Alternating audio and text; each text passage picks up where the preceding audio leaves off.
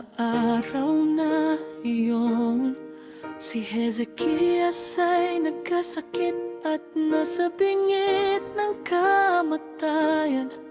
Ang propetang si Isaias na anak ni Amos ay pumunta sa kanya at nagsabi, ito ang sinasabi ng Yahweh.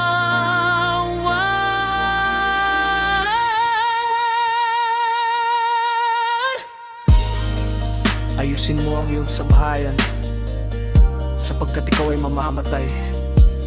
Hindi ka gagaling. Si Hezekias ay humarap sa pader at nanalangin sa Yahweh. Alalahanin mo, Aba, Kung paano ako namuhay sa iyong harapan ng tapat at buong puso, at gumawa ng mabuti sa iyong paningin. At si Hezekias ay umiyak ng labis. Pagkatapos, ang salita ng Yahweh ay dumating kay Isaias. pumunta ka at sabihin mo kay Hezekias, ito ang sinasabi ng Yahweh. Ang alahayan ng iyong amang si David, narinig ko ang iyong panalangin at nakita ko ang iyong mga luha. Dagdagan ko ng 15 taon ang iyong buhay, at ililigtas kita at ang lungsod na ito mula sa kamay ng hari ng Assyria ay pagsasanggalang ko ang lungsod na ito. Ito ang magiging palatandaan ng Yahweh sa iyo na gagawin ng alahayat ang kanyang ipinangako.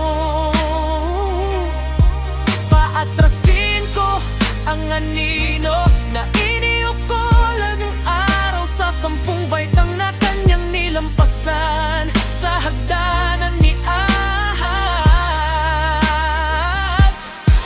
Kaya't ang sinag ng araw ay umurong sa 10 baitang na kanyang nilampasan. Isang sulat ni Hezekias na hari ng Juda. Pagkatapos ng kanyang pagkakasakit at paggaling, sinabi ko, Sa kasitulan ng aking buhay, kailangan ko bang dumaan sa mga pintuan ng kamatayan at maagawan ng natitirang mga taon ng aking buhay? Sinabi ko, hindi ko na muling makikita ang Yahweh. Hindi ko na muling mamasdan ang aking kapwa o makakasama ang mga naninirahan sa mundong ito. Parang tulda ng pastol ang aking tahanan na ipinagsak at inagaw sa akin. Parang manghahapi na binilot ko ang aking buhay at pinuputol niya ako sa hapihan. Araw-gabi ay pinatapos mo ako. naghintay ako ng matiga hanggang bukang liwayway. Ngunit parang leon ay binali niya ang lahat ng aking buto. Araw-gabi ay pinatapos mo ako. Umalingaw-ngaw ako tulad ng layang-laya o ibon. Dumaing ako tulad ng lumuluhang kalapati ng hina ang aking mga mata. Habang tumingala ako sa langit, ako'y napipiktahan.